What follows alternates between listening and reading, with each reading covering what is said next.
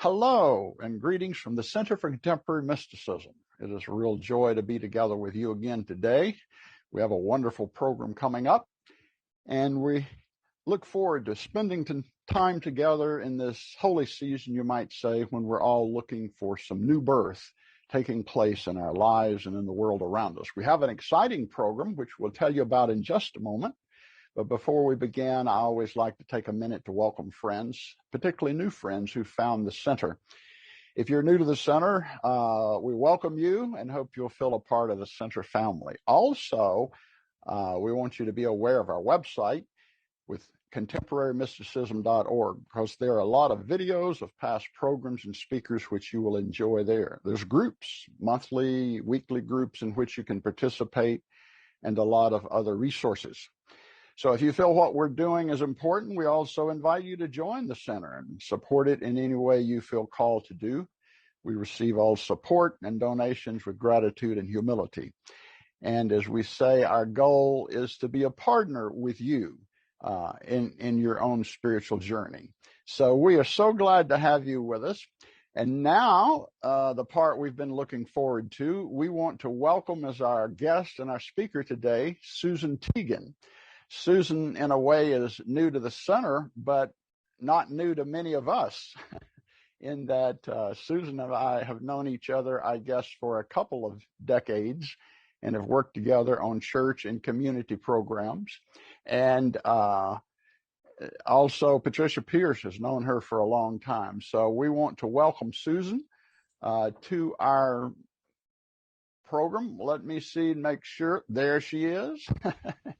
And Susan, as you know by now, is a community organizer, an artist, a coach, and a spiritual mentor. And she's here to lead us on a journey to look at healing and transformation, kind of how the arts and the creative process can lead us to a deeper connection to spirit and the transcendent. So welcome, Susan. We're so glad to have you here. We've looked forward to this for a while, and the day is here, so we're happy. And of course, you know our own Patricia Pierce, who's also a former pastor, an author, a mystic, and spiritual teacher, and leads a number of companion groups to give support to those who are involved in making the transitions that are going on in our time today.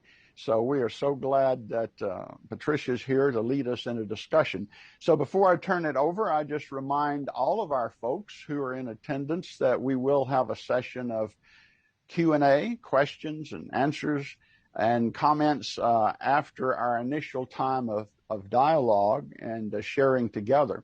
So if you think of a question or have a comment you'd like to make during the initial presentation, the initial dialogue, make a note. And you have to remember, too, to raise your hand so that we know you have a question or would like to share something. And then as many as we have time for, we'll bring on and let you have some face-to-face time with Susan and Patricia, if you wish, to share your thoughts or questions and get into this subject deeper. So we are so glad that you're here, Susan, and we're ready to begin. So, Patricia, I'll turn it over to you and let you lead our time together, and then a little bit further down the road, we'll come back for some Q&A. Great. Thank you, Joe. Mm-hmm. Well, Susan, it's great to be with you today, and I'm so glad that you were able to join us. And we were going to do this program in person, but of course, COVID keeps, keeping us company. So here we are online, which also gives us the benefit of being able to be with people who are in other locales. So you and I go way back. So just in the interest of full disclosure, we've known each other for quite some time as friends and spiritual companions and colleagues. And we are really just so delighted to have you with us and share with us your insights into the creative process and how we can bring those to bear in our own lives and also in our world. So maybe we could just start off with you sharing a little bit about how you got involved in creative expression and how you personally found it to be a healing experience. Sure. Well, let me just say I'm also in great joy to be here, and I have a few butterflies. I remember one time when I was going, when we were together and I was going to talk and I told you I had butterflies and you said, great, let them all out into the room. So I'm doing that right now. I hope we all will be surrounded by lots of butterflies. All butterflies are welcome. Yes.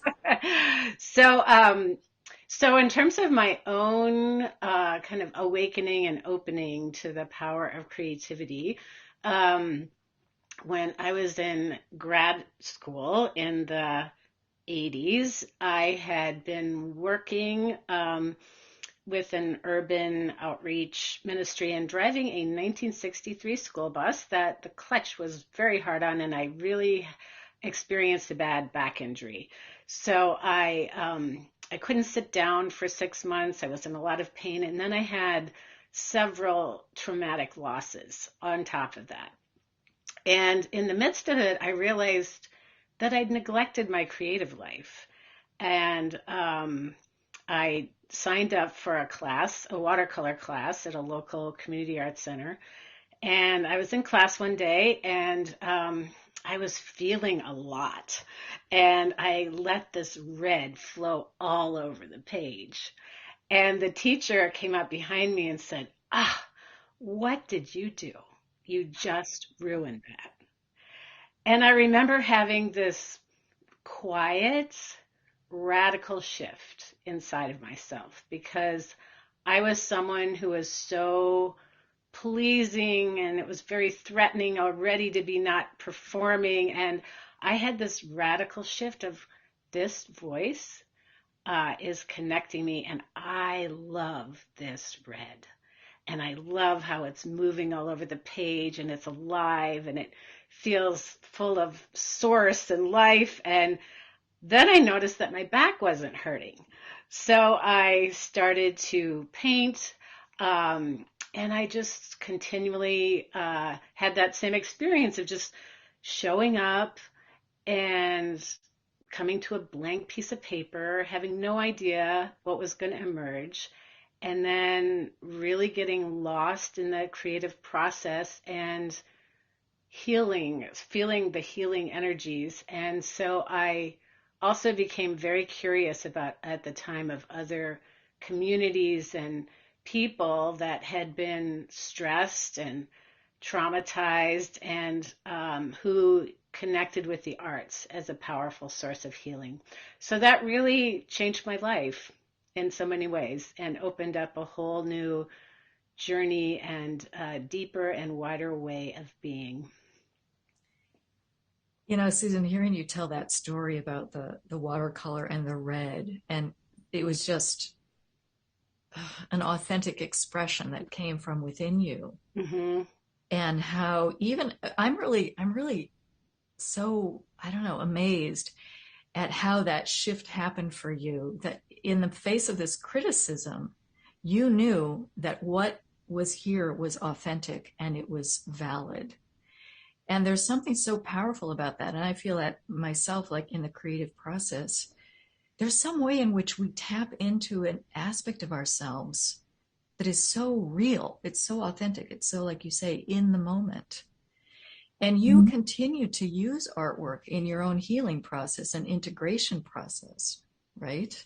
Absolutely. Mm-hmm. And it continues to this day to be figural in your own inner life. And you've done a lot of artwork, and I know that you have some slides for us to share. Mm-hmm.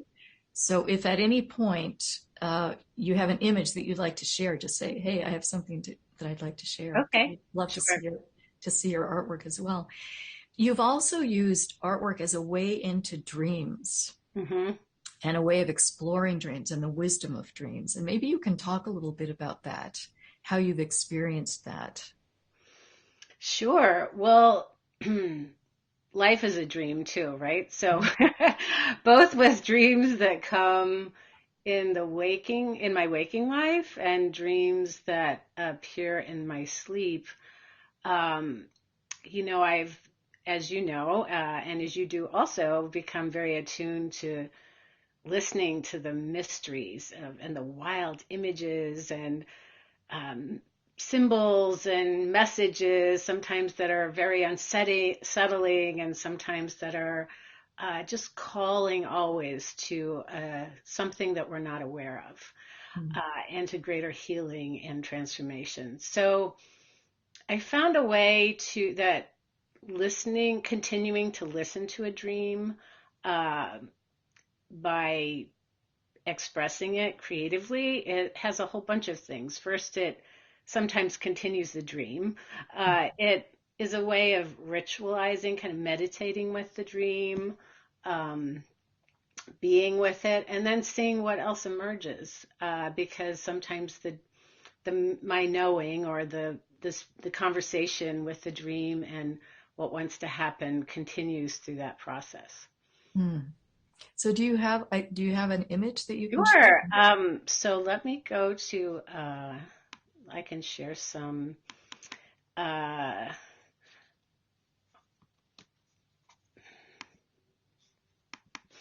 okay, so that is just actually not a dream image, is just this was kind of a dream moment. I was swimming. This is a waking life.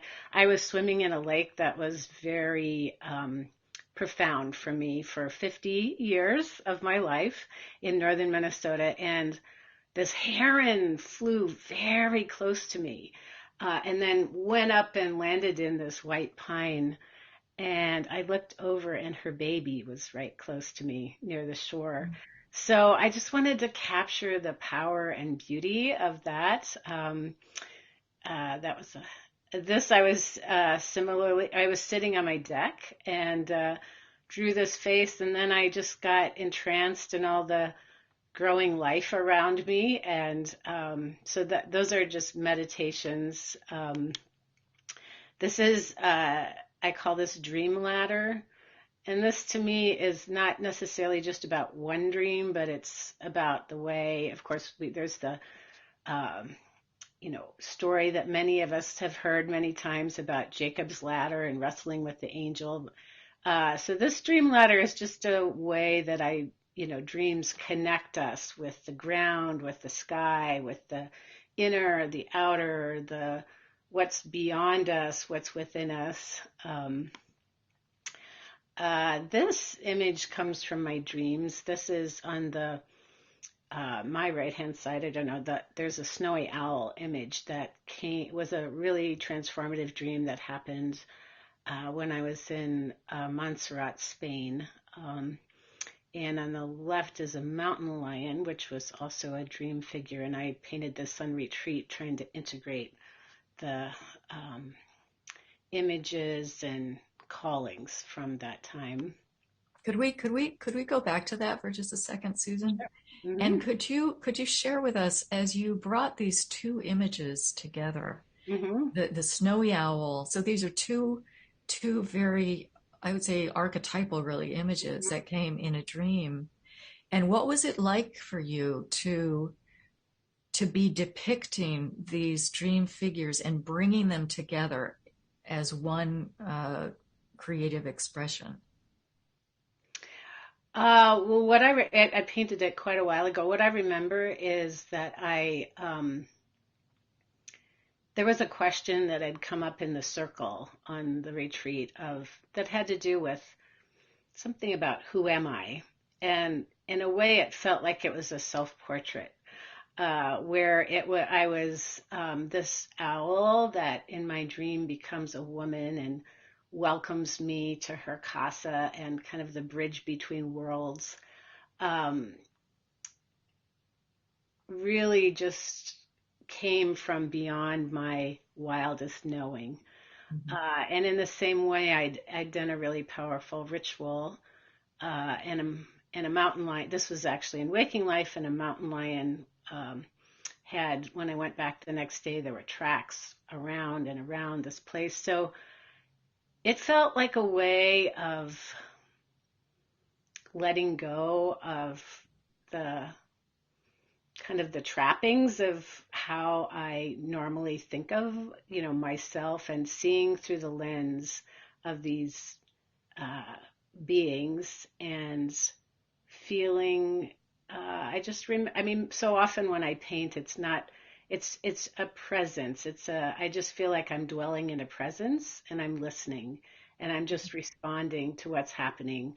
So it's not necessarily a linear or a, one thing leads to another. It's a way of dwelling in the mystery and with spirit, with mystery, and listening and allowing my being to open.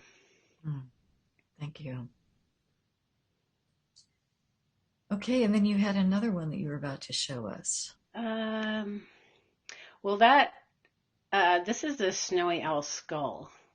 So this dream that I had that had a snowy owl in it, which I'd never seen or thought about. I just wanted to, it was a way of also kind of getting close to the bone and what's underneath. And so it was an expression of the life that radiates out, and even with bones, whether they're connected to a living being or a being that has transitioned and passed, it felt like it was an expression of life and color and energy that continues to emerge. Great, thank you. So with the dream integration, you come at that then with these dream images, and yet also, as you said, in the creative process, you're coming at it without knowing and Right. being in the unknown and in the not knowing. And maybe you can just talk about that a little bit and what that's like to just open up and not having any idea of what's going to come forth. Mm-hmm.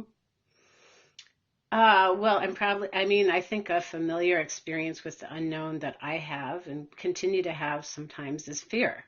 Whether it's in our world where things are daunting and complex challenges and we don't know what's going to happen, or with a loss or some finding ourselves in a place we didn't expect, or wanting something and feeling it and it hasn't emerged yet, and there's a lot of unknowns. So I love Gestalt, which means wholeness, and in Gestalt we talk about the fertile void, which I feel is a really pregnant way of expressing how there is so much in the unknown that wants to connect and collaborate and emerge. And in order to do that, we need to let go of sometimes of what's familiar, or just sit with anxiety or fear or unknowingness and wait and see and dance kind of with that. And so I find that art making feels similar that way for me. And sometimes, and I do have a few images that were literally just a totally blank piece of paper. And just, it's such a layering sometimes of color and things that emerge, and then just continuing to look and see. I work in watercolor a lot, and it moves all around, and just seeing what emerges and interacting with it, that again is so often beyond anything I could have ever imagined. Yeah, I love what you're saying. And for myself, I know, so I'm not a visual artist. I mean, not really. But for me, the creative expression has been more primarily like in music or writing, but music in particular, like songwriting. I feel sometimes like when I open up to the creative process, it's almost like the creative process claims me. It's like it lives in me and it starts like moving through me. And I know there have been times when it's like it's almost like it grabs me, and it's like something wants to be created, and I've offered myself as a vehicle for that. Yeah. You feel like that, like when you open up to the creative process, there is wisdom that is so desiring of expressing through you. Absolutely. I also just want to, I know when you said I'm not really a visual artist, I made a face because I think of you as a visual artist. I'm actually really moved by your collage work, your drawings. And And I just want to pause on that for a minute because I think that's also a common dynamic that we label ourselves not this, not artist, not that. And there's this phenomenal study that NASA did. They partnered, they had a way of studying creativity in order to find good scientists and astronauts and they decided to do a longitudinal study and so they partnered with a Head Start program with early child learning, and they did a longitudinal study starting with 5-year-olds, and then they went 10, 15, and then 30. And you can find this on the internet. It was amazing. The 5-year-olds, 98% were creative geniuses. 98%. Creative, not just creative, but creative geniuses. Then they retested them when they were 10. It had dropped down to like I can't remember that exact, 60% or something, 15, 30%. By the time they were 30, it had dropped to 2% were creative geniuses. So there's a way often in which we're born with this potent creative genius. And through different processes, education, around, it's not nurtured. And yet our brains are also, what we're learning in neuroscience, they're so plastic. So we can all recover, we can all reclaim, we can all nurture. In fact, I just found this amazing post from a high school friend who'd been through chemotherapy, and she realized that she had a lot of brain fog from the chemo, and she I think she took an IQ test. Her IQ had dropped, and then she got into this glass making and just went with it, and her IQ came back. So it's like, just, we just so often don't value creativity. We think of art as decoration or a luxury, or it gets slashed from our education programs, but also in our own lives. I'm not an artist. I'm not a poet. I'm not, and I just believe everybody, well, I'm celebrating your art in all forms, including your music. And I just think that that's so, I certainly know that dynamic in myself. I'm not used to even to sharing my art a lot. So anyway, I just really appreciate how, that process, and just honoring the creative genius, the spiritual, the spiritual knowing, which they're the same in a lot of ways, wants to be awakened. Yeah. And what you're saying about we're born inherently creative geniuses, like creativity and imagination, creativity it's at the core of who we are. And then it gets deadened, but it is who we are. Exactly. And if we look at nature is so like over the top creative, like the sunsets we've been experiencing here lately, like nature is so creative, and creativity is just, such a fundamental element of the cosmos.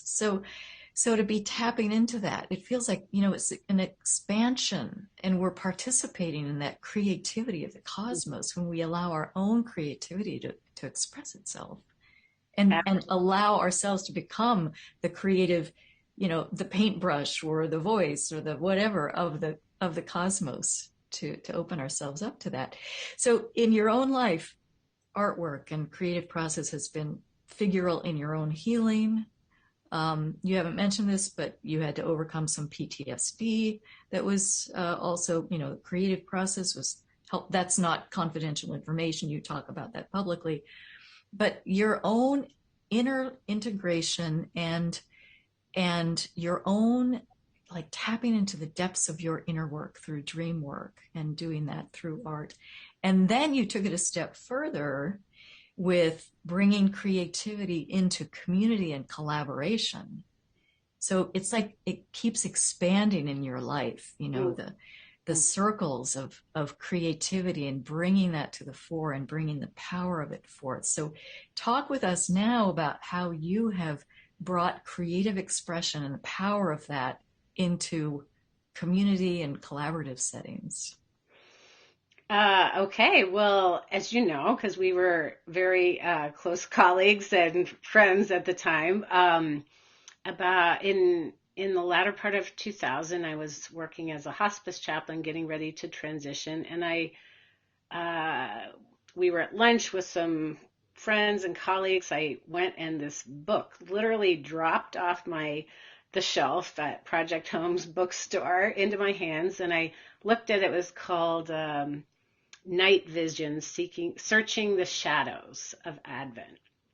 And I turned it over. It was by a minister, a woman minister who was an artist in resident. And I just had this, I really received this vision of like, I want to not focus on my own art. I want to create something that enables people to tap their own creativity. And it was a pretty amorphous vision in a lot of ways. So I told you about it, and we were a part of Tabernacle United Church, which is, I still am, and has birthed like 12 nonprofits or more. And so what was started is now called Artwell, 21 years later. And it has really just been a journey beyond my wildest imagination. I mean, the collaboration, the relationships. We've worked with so many communities with over like 400 partners throughout these years, and many through the whole time, and many people through the whole time. So Artwell, our tagline is to awaken your dreams. And it's really grounded in the interplay of the power of imagination, community, healing, social justice, spirituality, and love.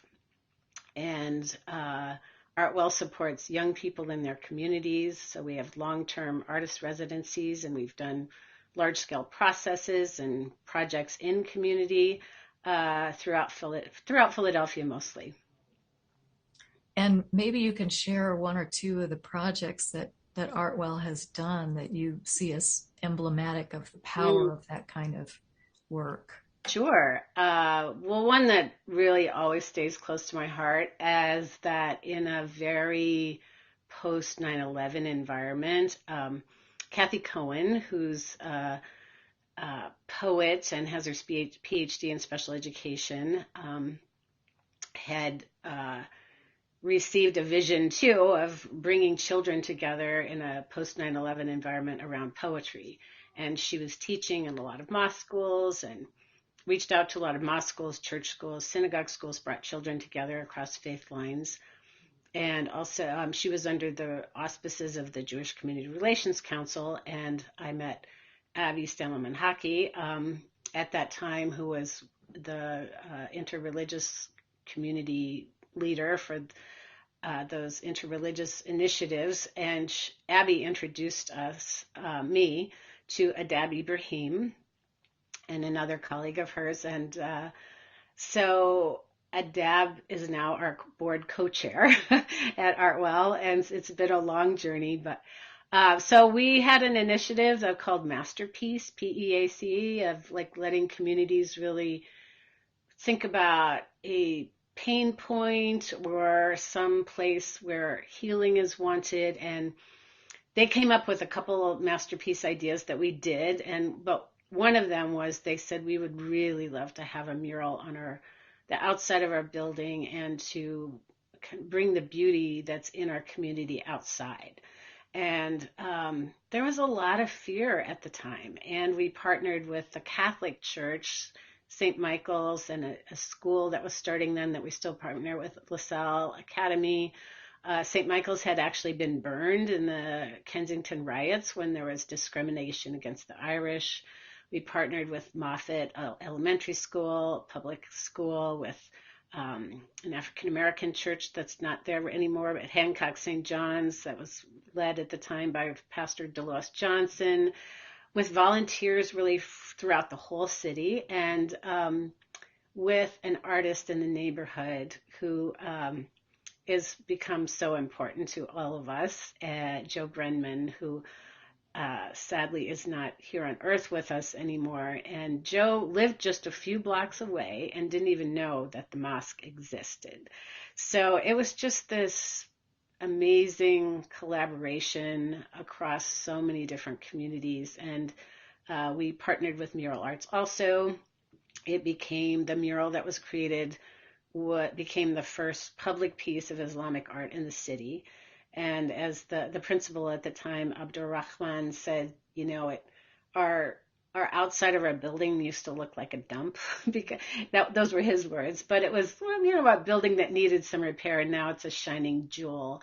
And so there were just so many stories and lasting relationships, and the Interfaith Peace Walk was starting at the time, and that you're still very involved with. And so many ripples throughout the city, and recreating and adorning that building with powerful, beautiful images, and Yeah. creating relationships across difference. Yeah. I noticed also, I was just checking, and Adab is with us today, so it's great. And Joe Brenman, who oversaw that project, was Jewish. So there were all of these people coming together across all of these faith boundaries in a very, unsettling time, and creating this beautiful work of art together that really shifted the energy in the whole neighborhood. So I think that's such a great example of the power of creativity and the creative process to bring people together and get to know each other in a new kind of a way. Absolutely. Yeah. So, and now Artwell is working with a lot of schools and kids, especially in underserved neighborhoods, and bringing that creative voice. So tell us more about how you think bringing that creative process to young people, especially now, and especially in these neighborhoods that are so disadvantaged and neglected. What do you think this has to offer to those communities? Um, well, so many things. First of all, I just want to also express gratitude for the powerful group of teaching artists that at Artwell, for our program director and the program staff who always create community no matter what. I think that, well, first of all, that creative genius, of course, is in all of our communities, in every one of us. So it's often a chance, to lift up voices that haven't been heard, to raise expectations about what's possible in our lives, in our communities, across communities, to amidst all the standardization that's in education, to give a place for creative expression, for getting to know each other, for working through conflicts. We've had so many times where students who didn't want to express, and they held back, and then they came forth, and they, many stories of coming forth, and they were really holding something that was really hard, and found a way to express through that, and opened up their voice, vision. So there's just so many. I could go on, but there are so many ways, and lifting up the gifts and strengths of communities, and also as a way of understanding each other. Sometimes, if we just go to solve a problem and we just talk about the problems, it gets into a kind of a jam or a power struggle or just a block. Creating together, expressing different stories, and understanding through these different ways of expressing that are not just about solving a problem, and can solve a lot of problems at the same time. Yeah, to come at it from a different way, not just the intellectual, analytical way, but to really tap into that capacity that we have to imagine in new ways. So at this point, I know you have some more artwork that you have. Maybe you could share some more of your pieces with us. Sure, I can do that.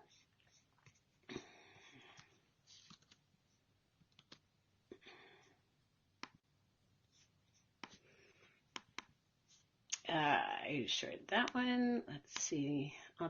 This is actually a piece that was really coming to a page that was so blank. And just really playing with the colors. There's many layers in it. And actually today is the feast day for Guadalupe, who is in here. It was just, it's always a process, and I don't want to try and explain any of the symbols in here mean to me. It was just an example of a blank page that then starts to communicate and speak, and the interplay of color. And this was a collage on top of a watercolor that I did that was kind of an expression of different aspects of spiritual journeying with the cosmos, with joy, with new life. Some images in it.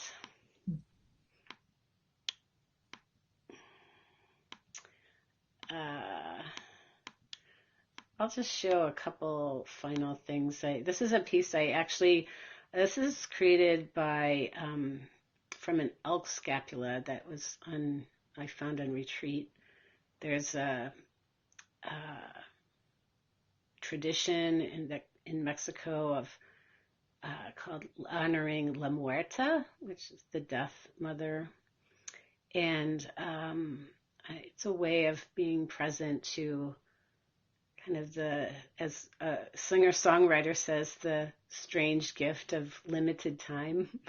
And what we can learn by being close to the bone, with knowing that we're mortal and what's beyond that and what's in this life.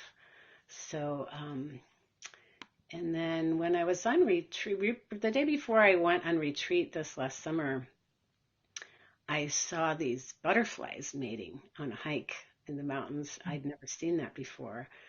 So this is a mask that I created, and it had to do with how do I want to see the world? And these butterflies on these flowers just really, there's the side with the butterflies, just really captured my imagination and attention. Like they were vibrating with life and making new life. And this, on the other side, this is an image of a badger that had, it was an animal that came to me and appeared to me in a dream, and was really reminding me of an important calling when I thought I could forget about it. So that was a reminder for me to see the world through eyes of mating butterflies with flowers, and the badger calling to new places and old places. Thank you. Mm-hmm. And so now at this point in your life, you're also bringing in yet another element, which is one-on-one work that you're doing with people in coaching and counseling, and tell us more about what you're up to in that part of your life. Sure. Well, it's new and it's not new in the sense that actually most of my training was in one-on-one work, and I spent a lot of time as a hospice chaplain, and a lot of training working with people one-on-one in counseling and spiritual companioning. And then I love Gestalt, as I mentioned a little bit, and I went back. I'd had some other Gestalt training, but about a year ago, went back and with the Gestalt Institute of Cleveland, went through a coaching certification program, and really loved that. So in July, I joined a community of therapists and other practitioners. It's about 9 blocks from my house in Media, Pennsylvania. That's an amazing, dynamic community of, I love collaborating, and I am working as a counselor, coach, with individuals, sometimes with families, and with groups. And this winter, I'm actually leading 2 groups, one with Maria Lozano, a dream circle or dream work group. Maria's also from Building Bridges, and also another group that will be offered to people in liminal places, or the in-between, people in any kind of transition, with Lisa Withrow, who's a colleague and from the Gestalt Institute of Cleveland. So they'll both be virtual. Mm-hmm. And yeah, so I'm very much enjoying, and a lot of times in working with people one-on-one too, I just love the way of listening for the creativity and what wants to emerge and break through and lead with Yeah. louder voices and wings. Well, as someone who's been blessed to have you as a spiritual companion for more than 2 decades, I can attest to what a great presence you are. Mm. And so how can people get in touch with you then and have to, like, if they are interested in that or want to learn more about like Artwell or any of that? Sure. Well, I can put the URLs to Artwell and Building Bridges in the chat. If there is there a chat? I guess there isn't a chat. Okay, well, it's theartwell.org, and my email's on there, Susan at theartwell.org, and also Building Bridges in Media. So you can, either way, I have a page. If people just Google your name, they'll find you. It's the Right. magic of Google these days. Yeah, hard to Yeah. stay hidden, even if we wanted to, right? Yes. Yeah. And it's Teegen, all E's. That's right. Which is easy to remember. Right. Yeah. Right. Well, Susan, I really have loved this conversation, and thank you so much for Thank you, Patricia. sharing with us and for sharing your artwork, which is just so stunning. This has been a wonderful, wonderful conversation, and I think we probably should have Patricia come back on so we can thank her for her excellent leadership in our dialogues. Patricia has a way, I think, of just taking us where we need to go and following spirit and into so many interesting things that I think, I would have forgotten that. And Patricia leads us beautifully. So thank you again, Patricia, and particularly Susan, and for everyone who's participated. We have a good group today. And so for everyone who has participated, we're grateful, because together, as we know, is what makes it work when we gather together. So before we let you go, we want to tell you about our next program coming up. We take a little break for the holidays. Our next program is in 6 weeks. It's on January 23rd, and we're going to have John Perkins. John Perkins is an internationally renowned economist, shaman, and activist who travels the world as a social, environmental, economic activist. And he's going to be focusing on a call to stop global destruction. And he's the author of many books. He's sold about 2 million books in 35 languages, and that is going to be a fascinating program. I think his latest book is called Touching the Jaguar. So mark your calendar for January 23rd. And remember to check out our website if you're new to the center, where there are many videos of wonderful speakers like we have today, resources, groups you can participate in weekly or monthly. And also, we're completing our end of the year member campaign. So if you haven't had a chance to participate and want to support what we're doing here, there's still time to do it with a tax-deductible gift. So thank you so much. And in this holy season, we'll say Merry Christmas, Happy Hanukkah, joyous Kwanzaa, and a wonderful winter solstice, however you celebrate it. So until we meet again, stay safe, be well, and remember, you are perfect just exactly as you are. Namaste.